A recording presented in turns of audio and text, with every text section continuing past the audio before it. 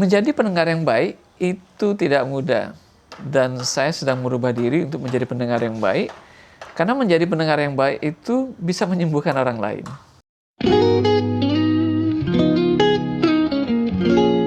Halo, Gani Duyong di sini. Hari ini saya mau berbagi tentang perubahan diri saya dari yang banyak omong, banyak bercerita, menjadi sedikit bicaranya dan banyak mendengar. Dan itu penting sekali.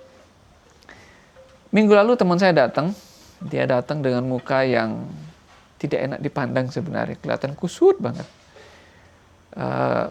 Saya sudah menjadi pendengar yang baik pada saat itu ya. Jadi saya mulai mendengarkan kenapa gitu ya. Terus dia cerita, ini cerita kasus rumah tangga lah ya.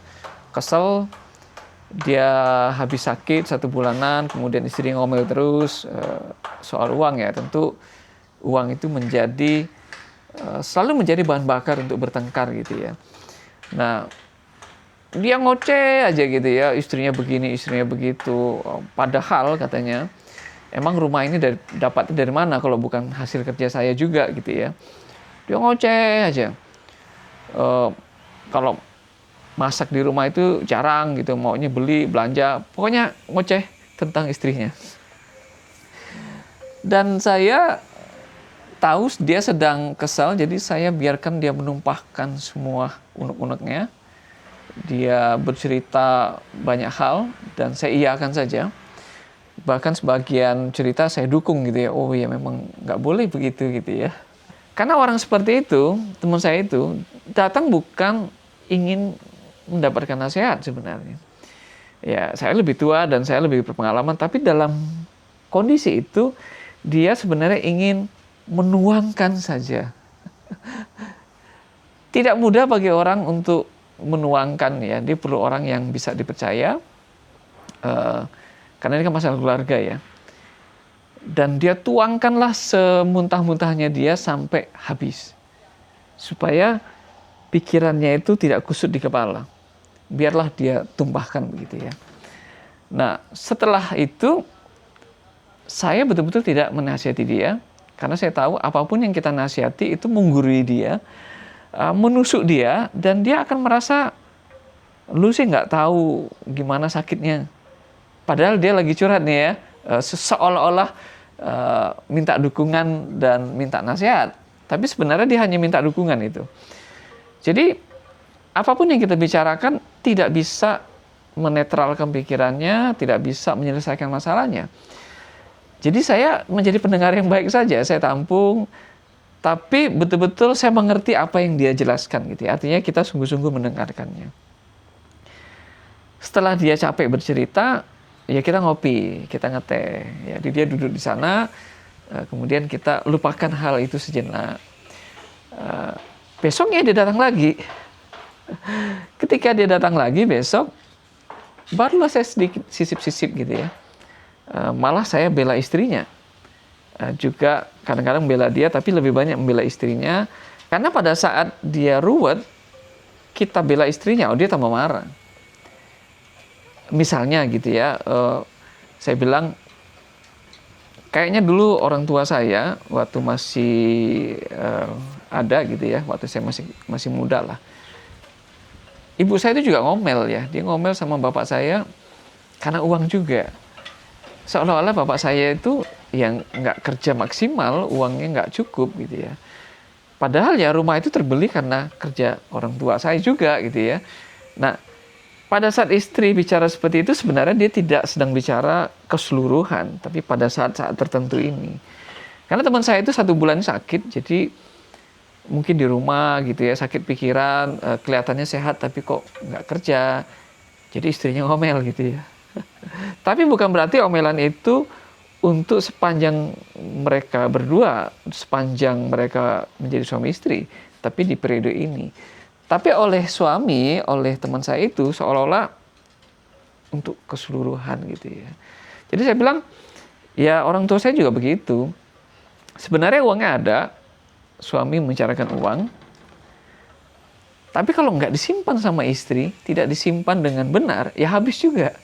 Jadi kalau istri mengklaim kalau nggak saya, rumah ini nggak ada misalnya, ada separuh benarnya. Kalau dia nggak bisa berhemat, nggak bisa mengelola uang dengan baik, ya mungkin rumah juga nggak kebeli. Peralatan-peralatan dapur juga nggak akan kebeli. Sehingga dia sebagai suami yang mencari uang kerja keras, kemudian dia kasihkan ke istrinya, kemudian istrinya pintar menyimpannya, sehingga adalah aset yang dibeli. Jadi nggak ada yang salah, nggak ada yang benar. Kita meluruskan saja kondisinya bahwa, oh ini kondisinya. Nah itu tugas saya sebagai pendengar yang menurut saya cukup berhasil membuat teman saya tenang, dan itu adalah obat. Menjadi pendengar yang baik itu juga menyembuhkan gitu ya, juga menjadi obat yang sangat ampuh. Nggak usah dikomentari, tapi tunjukkan bahwa kita sungguh-sungguh mendengarkannya, dan itu menjadi sesuatu yang melegakan buat dia. Nah, saya juga menjadi pendengar yang baik ketika teman saya bercerita tentang dirinya, tentang ide-ide yang dikembangkan dalam kepalanya itu, dan sulit buat dia untuk mencari orang yang mau mendengarkan. Karena ide terlalu liar, terlalu, kalau orang biasa mendengarnya terlalu mengada-ngada gitu ya. Tapi buat saya, karena saya mendengarkannya dengan sungguh-sungguh, oh iya juga, benar juga. Sebenarnya nggak ada yang salah dengan dia. Dia berpikir jauh ke depan. Yang orang awam itu merasa ini, nggak mungkin lah. Masih kejauhan lah. Itu tentang hidup ya. Tentang soal hidup, gimana kalau suatu saat chaos. Bagaimana tiba-tiba yang dia sekarang ini jauh lebih kaya dari saya. Ada hal yang terjadi tiba-tiba menjadi miskin. Dan dia harus siap dengan miskinnya itu. Dan dia sudah bisa membayangkan ketika dia miskin, dia tetap hidup. Dia tetap happy. Karena ketika dia banyak uang pun, dia tidak menggunakan uangnya semena-mena untuk happiness-nya ya, untuk kebahagiaannya. Dia menikmati happiness dengan uang yang sedikit. Sehingga pada saat uang yang nggak ada, dia yakin sekali dia masih bisa happy. Toh, uang yang banyak sekarang dia punya itu tidak menjadi indikator, tidak menjadi alat untuk membuat dia happy. Jadi dia bangga dengan itu, dan dia selalu bercerita. Nah, karena lingkungan temannya itu cukup berada dan lebih kaya dari dia, apa yang dia utarakan tentang hidup sederhana, tentang bagaimana kita happy dengan uang sedikit, itu seolah-olah, itu kan nggak mungkin. Mereka mungkin uangnya sudah puluhan miliar, ratusan miliar. Lu ngomong apa sih gitu ya? Nggak bakal deh kita bangkrut sampai segitunya gitu ya. Tapi jangan bilang tidak ya. Kasus banyak sekali yang dulunya kaya raya tiba-tiba drop, entah kenapa, entah kena tangkap KPK atau digeruduk massa gitu ya. Misalnya politikus yang terkenal itu tiba-tiba dalam satu malam anjlok gitu ya. Mungkin dia nggak miskin, tapi habis gitu ya, rusak semuanya gara-gara digeruduk massa gitu ya. Jadi hal-hal yang nggak terpikirkan itu bisa aja muncul, dan itu membuat kita hancur.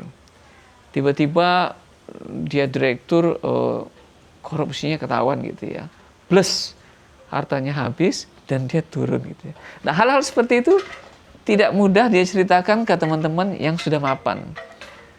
Tapi buat saya itu masuk akal sekali, dan saya lah yang menampung cerita-ceritanya.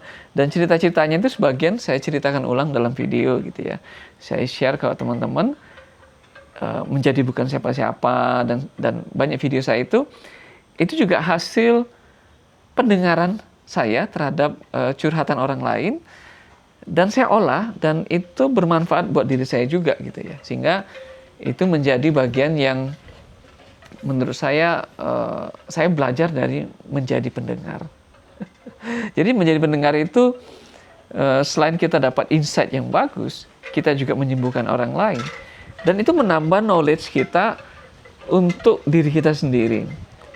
Nah, tentu kita juga bercerita timbal balik ya, ketika pada saat dia ingin diskusi, kita nggak hanya mendengar, tapi juga menimpali diskusi itu dengan pendapat-pendapat yang bisa membangun ya, yang bisa mendapatkan satu kesimpulan-kesimpulan baru yang bagus untuk kita gitu ya.